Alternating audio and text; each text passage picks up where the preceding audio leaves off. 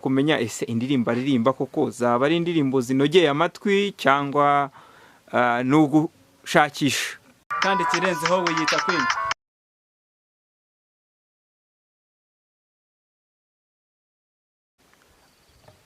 Okay, birumvikana ko rero indirimbo 20 ni indirimbo nyinshi utarasohora, ariko ufite ubushake bwo kuzashyira hagaragara, ariko abafana bamwe abatakuzi barifuza kumenya ese indirimbo aririmba koko zaba ari indirimbo zinogeye amatwi cyangwa n'ugushakisha. Nagira ngo rero ngusabe abafana abakureba basanzwe bagukurikira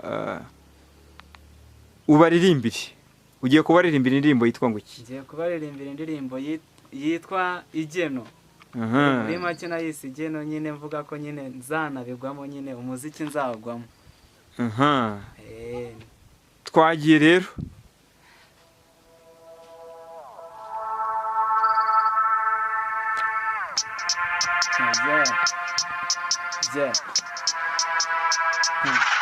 Niga, let's go. Gute dukora na rebo, nta mustar ugikorera ino, ndagukubita unsome kumana, kandi kirenzeho wiyita kwimba. Jewe wacu ni Kimiro, ntago duhahira kuri miro, ko dutunzwe n'imirongo niho tubonera iro.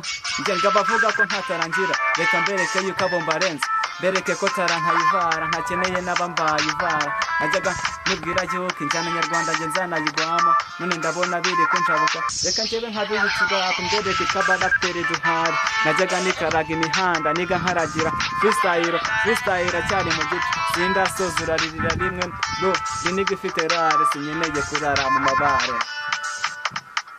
Izi vose nambaye izi fose, sinifuza guta muri vote, mujugunye amafegi yahuza kuko sinifuza kugira ifari. Mu mutwe naho abari haso, life tubayemo ari bad, dore ko icyo gihe nta na boy. Imihanda yaradukaranze mera nk'uwotejwe ku mushito, dore ko icyo gihe nta n'urufito, nta n'urufito. Anyway, nzakomeza nzahatana n'uzindoto, n'uzindoto. Abo indirimbo Igeno ndumva rwose ishyushye. Nubwo utarabasha kuyitunganya neza muri studio, ariko birumvikana ko ari indirimbo izasohokana imbaraga. Harabura iki ngo iyo ndirimbo yisohore? Amikoro ni make y'amafaranga yo kuyisohora ni ikibazo. Wowe nkaba nifuza kwenda nk'abaye banumva ko umuntu yamfasha, nyine azabisohora kabisa. Hari abandi bantu wagerageje kwegera kugira ngo bagufashe kuzamura ibyo bihangano byawe?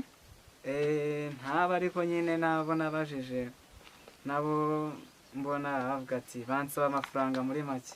Bigusaba amafaranga kandi uracyari umunyeshuri. Wiga mu wakangahe? Niga siniyatu, urumva ko nkiri hasi cyane, kandi umuntu agomba kurangiza muri make. Imana izabigufashemo rwose, ibihangano byawe bibashe kujya ahagaragara. Ese hari uburyo abashobora kuba bakunze ibihangano byawe bakubonamo, usibye kuba babibonye kuri Bwenge Media? Hari ubundi buryo uwagukunda, wakunda ibihangano byawe, wakunda uburyo waririmbye yakubonamo? Ugira umurongo w'itumanaho? Urebye nta murongo mfite, ariko phone ye irahari, nimero za telefoni yampamagara kambona. Wazibwira abafana? Nazibabwira nta kibazo. Yego. Bashaka kumvugisha se waba wazikunze yahamagara kuri nimero 0788565554. we yampamagara rwose tukavugana, phone biriho gihe cyose. Wazisubiramo?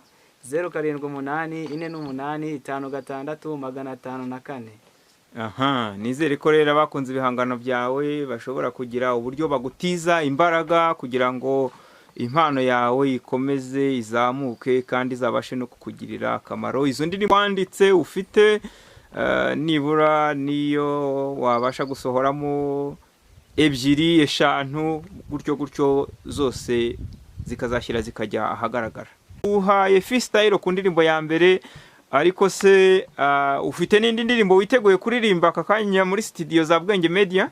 Ndayifite igihe cyose mba niteguye, tumba niteguye. Iyo ndirimbo yo yitwa ngo iki? Bayita Zero. Zero.